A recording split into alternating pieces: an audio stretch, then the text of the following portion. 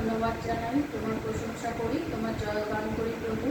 তুমি আজকে আমাকে বাইবেল পাঠ করতে সাহায্য করেছো প্রভু। আমি যেন বাইবেল পড়তে উপকারী হই এবং সবাইকে শোনাতে পারি, তোমার বাক্য প্রচার করতে পারি। তুমি আমাকে জ্ঞান দাও, বুদ্ধি দাও, স্মরণশক্তি দাও, প্রজ্ঞা দাও। তুমি আমায় আশীষ দাও প্রভু। এই প্রার্থনা প্রভু যীশু খ্রিস্টের নামে চাই, আমিন। আজকে আমি পাঠ করে শোনাবো মুঠি 21 অধ্যায় 33 পদ থেকে 46 পদ।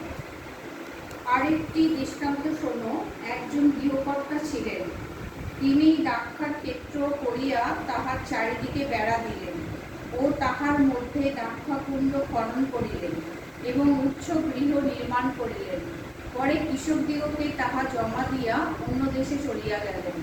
আর ফলের সময় সন্নিকট হইলে তিনি আপন ফল গ্রহণ করিবার জন্য কৃষকদের নিকটে নিজ দাসদিগকে প্রেরণ করিলেন। তখন কৃষকেরা তাহার দাসদিগকে ধরিয়া কাহাকেও প্রহার করিল, কাহাকেও বধ করিল এবং কাহাকেও পাথর মারিল। আবার তিনি পূর্বাপেক্ষা আরও অনেক দাস প্রেরণ করিলেন, তাহাদের প্রতি তাহারা সেই মতো ব্যবহার করিল।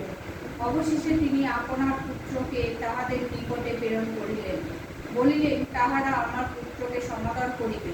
কিন্তু কৃষকেরা পুত্রকে দেখিয়া পরস্পর বলিল, এই ব্যক্তি উত্তরাধিকারী, আইসো আমরা ইহাকে বধ করিয়া ইহার অধিকার হস্তগত করি। পরে তাহারা তাহাকে ধরিয়া দ্রাক্ষাক্ষেত্রের বাহিরে ফেলিয়া বধ করিল। অতএব দ্রাক্ষাক্ষেত্রের কর্তা যখন আসিবেন, তখন সেই কৃষকদিগকে কি করিবেন? তাহারা তাহাকে বলিল, সেই দুষ্টদিগকে নিদারুণরূপে বিনষ্ট করিবেন এবং সেই ক্ষেত্র এমন অন্য কৃষকদিগকে জমা দিবে, যাহারা ফলের সময়ে তাহাকে ফল দিবে। যীশু তাহাদিগকে কহিলেন, তোমরা কি কখনো শাস্ত্রে পাঠ করো নাই, যে প্রস্তর গাঁথকেরা অগ্রাহ্য করিয়াছে, তাহাই কোণের প্রধান প্রস্তর হইয়া উঠিল। ইহা প্রভু হইতেই হইয়াছে, ইহা আমাদের দৃষ্টিতে অদ্ভুত। এই জন্য আমি তোমাদিগকে কহিতেছি, তোমাদের নিকট হইতে ঈশ্বরের রাজ্য কাড়িয়া লইয়া যাইবে এবং এক জাতিকে দেয়া হইবে, যে জাতি তাহার ফল দিবে। আর এই প্রস্তরের উপরে যে পড়িবে সে ভগ্ন হইবে, কিন্তু এই প্রস্তর যাহার উপরে পড়িবে তাহাকে চুরমার করিয়া ফেলিবে।